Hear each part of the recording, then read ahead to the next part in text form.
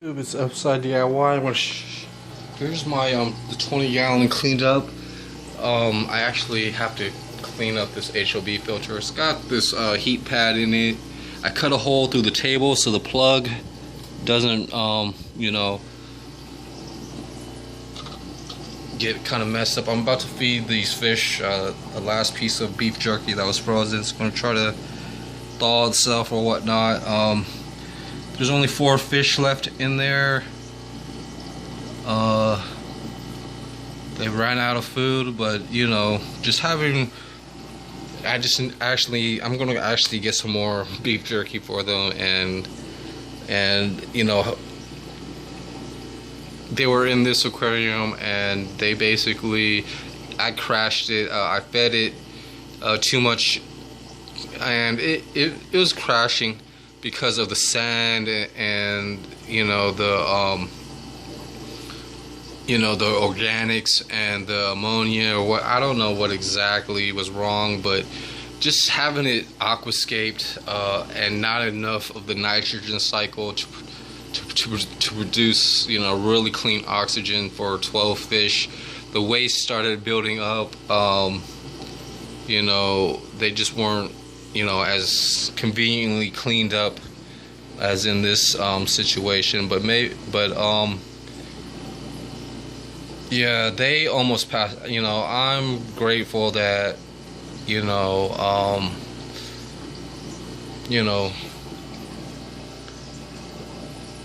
that I didn't lose these fish, but I'm pretty I was just have to move past and accept I lost some really nice fun fish in a week or two, but having these supplies and equipment,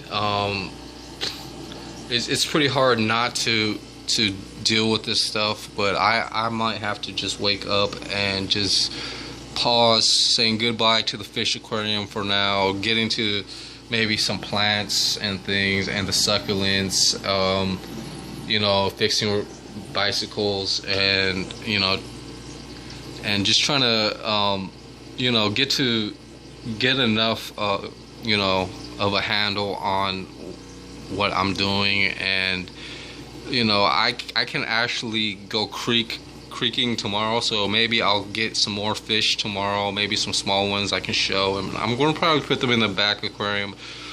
And if I get a praying mantis, or even want to buy a betta fish maybe in a year or two, I could try to do that. I just have to think positive with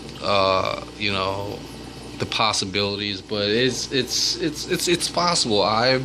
I'm 1 and 2 inches away from having something really good, but something deep down in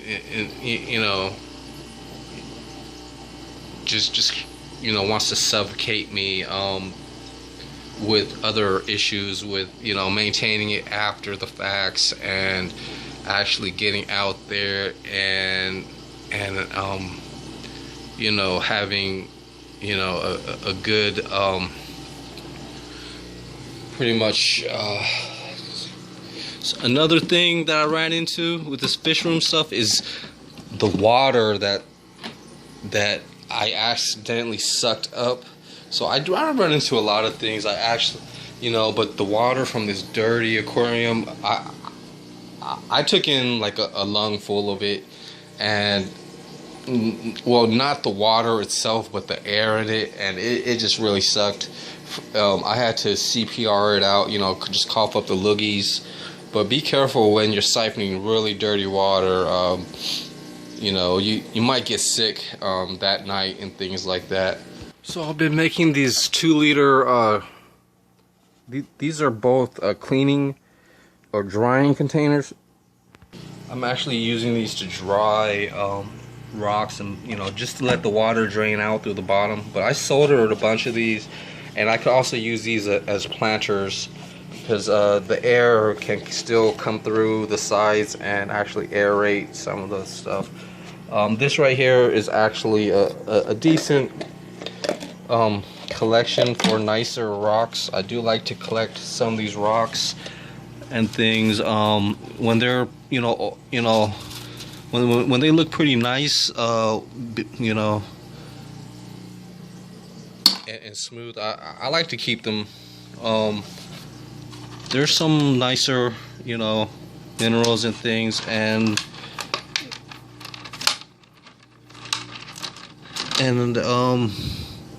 I just like to I don't go all out and do and pretty much get too much that I and get too much. I tend to just do a little bit and see how if I could have a little idea. So yeah, this is pretty much one bag of 2 liters. First you got to cut the tops off and stuff like that, and manage to warm up the solder gun, and then be patient enough to turn on the fan and start soldering each one to a certain pattern that you like. And these become just storage containers, and they're easily reusable.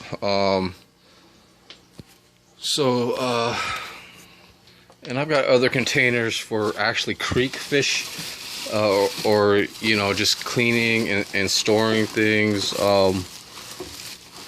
So it's really efficient to at least have this stuff. I could actually take this to a creek, have pretty much a little plastic cup that you could just find from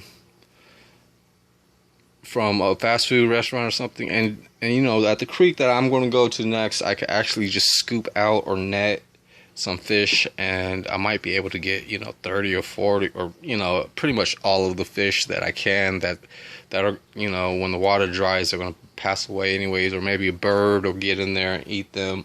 But it'll be interesting when I go back to the creek, if there's any fish and things. It's just an idea. I really don't plan. I mean everybody wants something good to happen, so that maybe but just have one of these and a small plastic cup. You should be able to get some nice, really small nano fish, and take this to the creek and things. Sometimes you might need a license and things.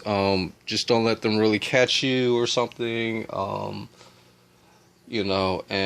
And just actually just be prepared. They won't see a fishing pole or this or that. I don't know, but I've gotten a ticket once. And I couldn't do anything about it. But yeah, it happens. You just have to prepare for stuff like that, how other people will react and things. So that's most of the stuff that I could show you guys. Like I said, I want to get into planting and just having fun with what's with some of the ideas and things. But I need to get a couple of other things out of the way that's ahead, and even finding somebody to help me just watch over everything, just do it accordingly, and maybe do more, and then just basically stay out of trouble and have this to do rather than doing some other random stuff that nobody. So yeah, here's the silicone rock. I know I've got to do a couple more things for the fish keeping stuff. I still haven't cut this off, but I have been cleaning out the shed. I've got this table for some of my electronics repairs and things. So there's this and that. You just have to find time to pretty much do most of the stuff that you need, and taking apart electronics and some of the screens, you air pump and things, and some of the stuff that you did that I messed up on is here and there, but I'm planning to do some of these DIY stuff. Pretty much, you know, I silicone this aquarium and things. You know, there's a difference between silicone being rubbery and actually, you know, softening up, and then maybe, you know, not having a strong drying cure. And there's actually like liquid nail, which can actually be a little bit better because it dries a lot harder. It's more plastic feeling. It doesn't soften up as much as silicone. So I always keep that in mind.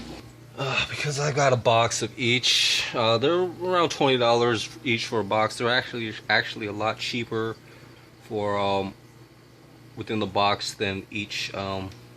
So that is actually most of my aquarium hobby.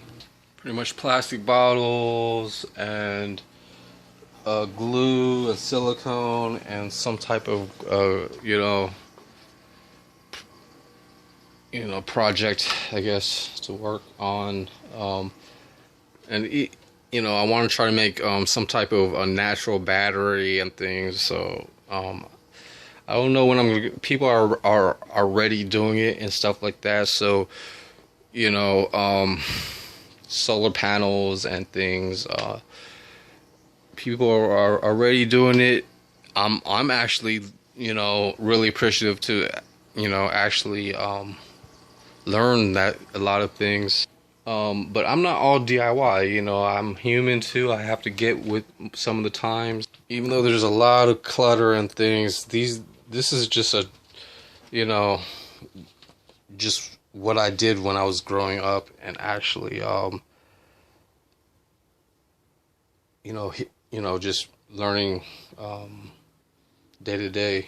But the real cool stuff is pretty much at this chair. You know, I could pretty much watch over, you know, the TV and cameras, and have a workbench or desk situated. Put the folding table right here. Here's a little laptop, still a cassette deck, and you know, I read the Bible a lot because it's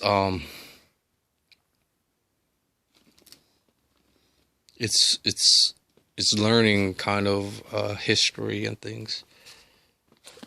Man, so right here is and you know, this is a notebook for songs and things. This is what I've been doing, is writing down. I still haven't listened to much, but when I get a mixtape, or even if I listen to a mixtape, I will actually have a piece of paper and write down the names and songs or something. You know, I have to re-edit and see which tapes are okay. I need to actually erase the tapes with this blank cassette, record the blank cassette on high speed, and then I could erase the tape and actually get the record level to 10, which is all the way over here, 10, and basically just record it on cassette. And it's my own personal, you know, souvenir and things. And you know, it was some of the cool things that I kind of, you know, didn't go all out with as a kid, but I've recorded, you know, songs off the radio, you know, in the first, you know, second, third grade. You know, I started learning how to record and listen to music pretty young. But right here is pretty much my new outlook, is actually learning how to code. And it's pretty easy. Just have a full notebook and just write down exactly what's happening, or you know, how the code would look like. There's files, there's main, home, there's website, and it's pretty easy to you know, there's the application. It's pretty easy if you know, you and you could pretty much, well, it's easy learning it, you know, and you gotta be grateful that people are teaching it and things. But it all comes to, you know, just having the pretty much an app or the program language, and then you just make files. You just make files, and then a main and a home where they're finalized, and then you test them out to a website or something like that. And you can change the color and, you know, the graphics and things. So it's going to be real interesting how much of that I'm going to learn. So thanks for watching, YouTube. Have a good day. Bye.